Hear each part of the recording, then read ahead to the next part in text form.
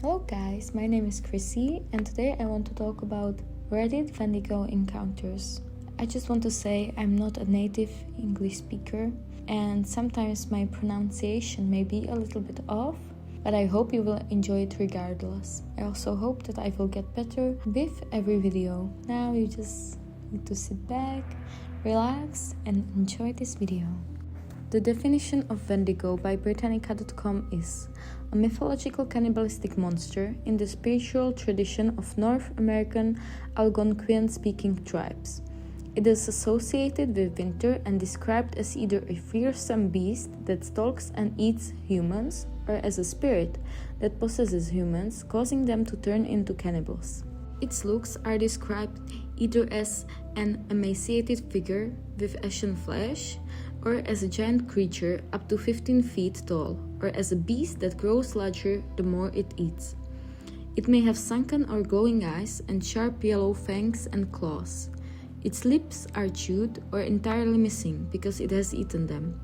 It may be hairless or have fur, and it may have pointed ears and horns or antlers like a deer. It smells of rotting flesh and is usually first detected by humans by its horrible odor. Wendigos are believed to have exceptionally sharp eyesight, hearing, and sense of smell, as well as superior strength and speed in order to stalk and overpower their victims. They live in colder climates among the woodlands and lakes of Canada and the northern United States. So now, without further ado, let's get into Reddit wendigo encounters. r/paranormal encounters by user deleted. Wendigo encounter. I used to live in Wisconsin, Ho-Chunk land. I really never believed in any lore or mythology, but always respected cultural traditions and history surrounding our land. It was middle of winter, and I had recently moved back into my parents' house. Their house was on top of a hill surrounded by forestry, literally out of a horror movie, I always told my friends. I'd been very depressed with the surrounding situation of moving back home. Unsure of my future, I have been tough on myself, merely getting up for food and to play games. Feelings the week leading up to the sighting. Depressed, lost hope, and an unfamiliar rage, almost bloodthirst-like. I know that sounds strange and alarming. I dealt with depression my whole life, but this was something more intense. One night, walking past our porch's glass sliding door, I'd hear a creak coming from the floorboards outside. In an instant, I looked up and was struck with fear and I had froze. There was a tall, hunchbacked figure with a torn-up black robe-like article covering himself. The figure was turning slightly, allowing me to see its face, but all I saw was a sunken-in eye, almost the hole where the eye is supposed to be. Still frozen, I looked down and away, trying to calm down. I walked past the door, out of its line sight. As I did so, I heard another step on the porch. I turned to look, and it had disappeared. Panicked, I went to my bedroom to draw what I had just seen. I couldn't draw it for more than 30 seconds without feeling sick from looking at the image. After doing so, I searched up lore and mythology of the area. To my dismay, an image exactly to that of which I drew pulls up. A wendigo. I told my family and some close friends, to which some laughed and others warned me. My girlfriend stayed with me the next day and we planned on doing a ritual of some sort, which she said she would help. We were out on the back door porch, talking about the wendigo's likes/dislikes, like, I heard they don't like lights. It sounds childish, but I was so scared, I swear to God a porch would scare him off, I thought. As I had said that, the light literally burns out and shuts off, leaving us in the dark. We both froze in disbelief, again struck with unease. I turned to her, and we both ran back inside, flicking the light switch to try to turn it back on. No luck. The next day, she brings back sage and tells me to say some things while it's burning. The next week goes by with nothing but fear in me. My pops decided to buy a deer camera and put it on the back porch. We usually see lots being surrounded by the forest. A month goes by and my parents decided to sell the house out of nowhere and never let me see the deer camera. I frankly didn't want to see more and didn't want to ask any questions, so I let it go. Definitely not a fun time in my life, and still looking for clarity and comfort. Thank you for reading this, and I hope nobody has to go through what I did. r/paranormal encounters by user happymiddle5977. A time from when I was 8, supposed wendigo. I was out fishing on my own near the brook behind our house, covered in shrubs and dense bushes. We lived in a rural area in the northeastern United States. I've heard of a wendigo on the Great Lakes area, but never in the northeast. I ran outside getting my boots and rod and make it to the brook behind the house. I threw a couple of casts in and got no bites. As I'm casting, I see an 8 to 10 foot tall creature. It was like long and lengthy and just pale. It was very skinny and it looked like your accurate depiction of a wendigo. But because we were standing on opposite sides of the brook, I couldn't see all the features. It was absolutely horrifying. I saw the thing and it saw me too. I instantly turned around and ran for my life. I told my parents about what I saw and they told me I was making it up, like every horror story ever. And obviously, I don't want to sound crazy, but I want people to listen to me. Has this ever happened to you? r/paranormal encounters by user noad5072. Potential wendigo encounter. I'm mainly writing this because I don't know a whole lot about creatures that may or may not exist. I've always believed in ghosts and demonic entities, but I've never considered any other supernatural creatures' existence before, until now. For context, my girlfriend practices witchcraft and is highly attuned to spirits, something I've never questioned, having had a few weird spiritual encounters myself. However, last night we had an encounter that left me a bit shaken and unsure of my feelings / safety. We were driving through a forest a few kilometers from her house around midnight, just for fun. At one point, on a dirt road, we came across another car and I had to drive slightly off the dirt road with 2 wheels to get by. As that happened, she got a feeling we were being watched. She told me to slow down as she had a feeling something was watching us and an animal may jump in front of us. I trusted her and did as she requested. We spent some time getting out of the forest and the whole time we were both on edge, her saying she still had that feeling. We eventually turned off the dirt road and onto pavement, and that's when she said she saw it. She said she saw a shadow when driving past, and as we passed it, she looked back and in my brake lights said she saw a tall, dark humanoid creature with long, sharp fingers and some other descriptors I can't remember. We are both big fans of horror and paranormal shows, so we know our stuff about supernatural creatures. She turned to me and said, "Don't say it, but do you know what I think that was?" My immediate thought was skinwalkers, but later she said, "The one that starts with W," and I locked in on what she meant without saying it. We kept driving as fast as the speed limit would allow, and she said she could feel its presence still. All I felt was an uneasy feeling. We continued down the paved road. Through the forest, knowing civilization wasn't far away, but she claimed it was still chasing us, and that she doesn't think it liked that we left the road. After some time of still being on edge, and eventually reaching a more built-up area, the feeling subsided. We drove around a bit more in the lit suburban areas and forgot about it. Now tonight, while back at my house, I can't shake the feeling that I'm being watched. Is this most likely just some coincidence and she just thought she saw something? Is this a feeling I have real, or just lasting from the last night, and is there anything I can do to help with this feeling? r/paranormal encounters by user independent focus 108. Did we avoid a wendigo or skinwalker? This is my first post, so bear with me. Let me begin with some background info. My boyfriend, best friend, and I are from a tiny town in Pennsylvania. We were invited to spend a week with our best friend's grandparents in Michigan.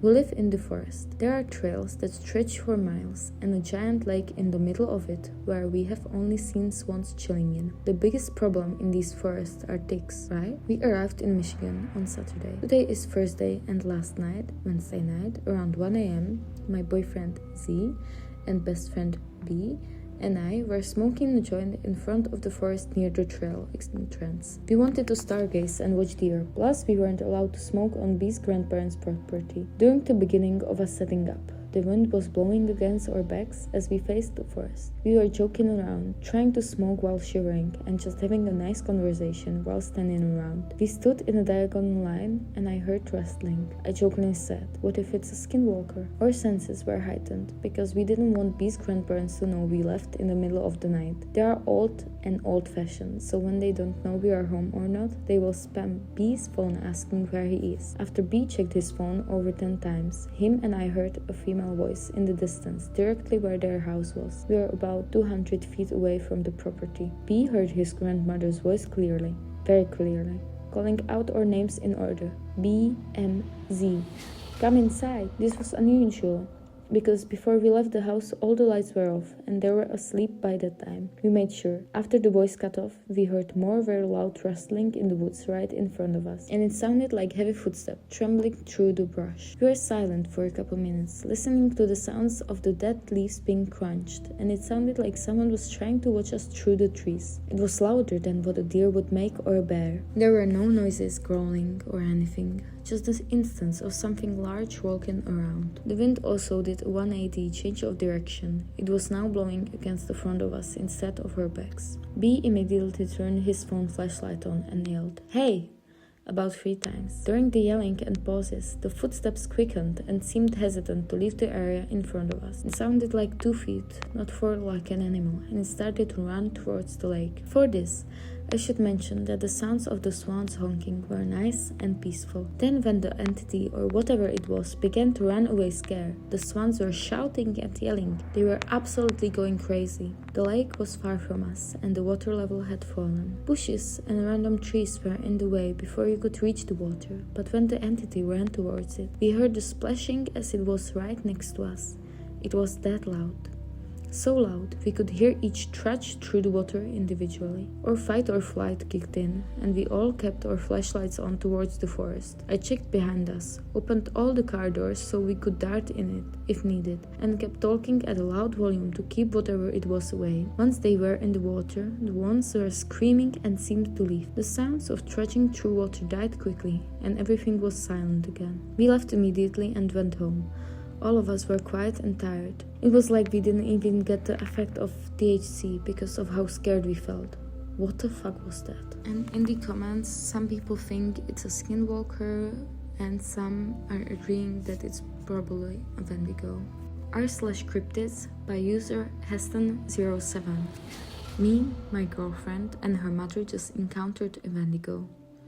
This is the first Reddit post I've ever made, and I'm new to this, but I'm writing this less an hour after the encounter. I know I'll sound crazy, but I swear this is real. I, male 15, and my girlfriend, female 14, hung out at her house for most of the day today, and I'm very close with her parents, and I see them as godparents. I have a slightly strict mom, and my curfew is 9:30 p.m. It's about 12 minutes from my house to my girlfriend's house, and my house is in a very rural neighborhood, with every house 100 yards apart or so. I live in eastern Washington, and there's not many trees near my house. The closest trees are about a quarter mile away, so it's not very forested, except for other areas of the town I live in that have more trees. The road my house is on is paved, but there is a gravel road about half a mile long, connecting my home road and the highway. It was 9:26 when we turned onto the gravel road, me and my girlfriend in the back of her car and her mom driving. We had to go slow since the road was rough. There's a couple houses on the left side of the road with a big pasture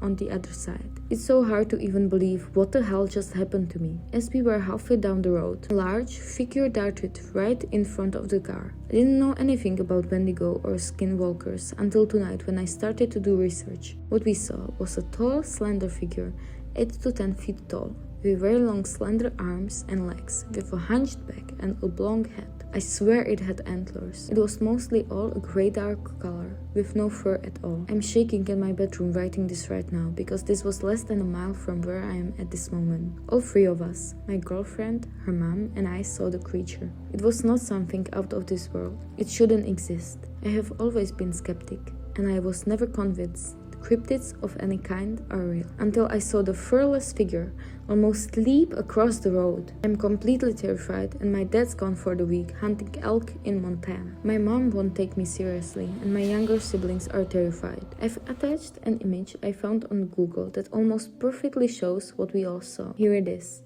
I promise you all, this is not some creepypasta or made-up story. This is real, and I'm genuinely scared for my life. What we saw made me question reality itself and what we, as a society, believe in. I've read a couple articles about these creatures, and I'm nothing short of terrified. I'm also realizing, as I'm writing this, that I do not sound at all like a 15-year-old. I don't know what to believe anymore, and I don't know how I'm even able to write this. I don't know if any of you have advice or just think I'm crazy.